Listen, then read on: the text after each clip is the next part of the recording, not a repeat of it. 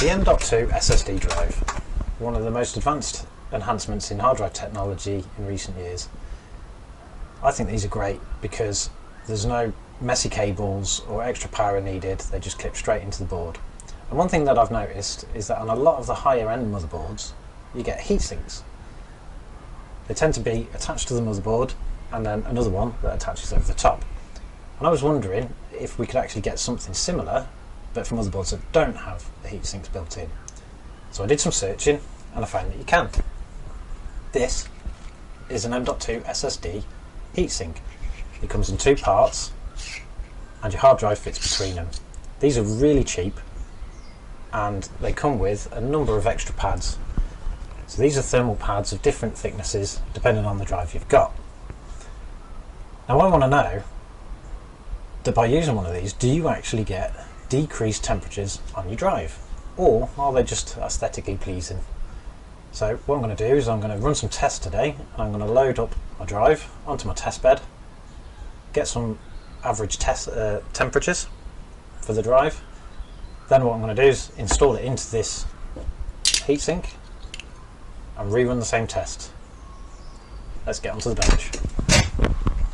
So I've installed the drive onto the motherboard without the heatsink, and now we're just going to use Open Hardware Monitor to check the temperatures.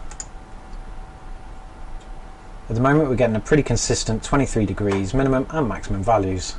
Now this is on idle and I could test it with a large file being moved over, but I don't have anything that's that large, and I don't think it makes much difference in temperature unless it's been used for a while. So what I'll do now is I'll remove it from the system, I'll shut it down, remove it from the system, install the heatsink, and we'll see if we get any differences on the temps.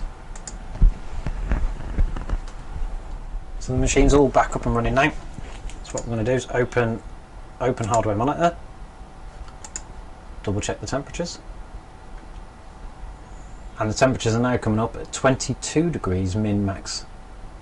So we've lost 1 degree installing the heatsink. So I would suggest that actually under load, when they actually do start to heat up, these heatsinks would actually do something. That's really interesting. And for the price of £6, which is what I paid for the heatsink, and it doesn't look too bad in the machine, that's not too bad at all.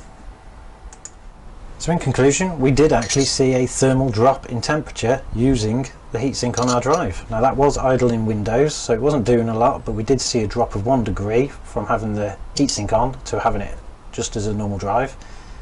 I would suspect that if you were to put this drive under load and actually get it up to temperature, that this heatsink would dissipate the heat much better. So it's not bad for the price that we paid. If you like these videos, remember to like this one and subscribe to the channel for more.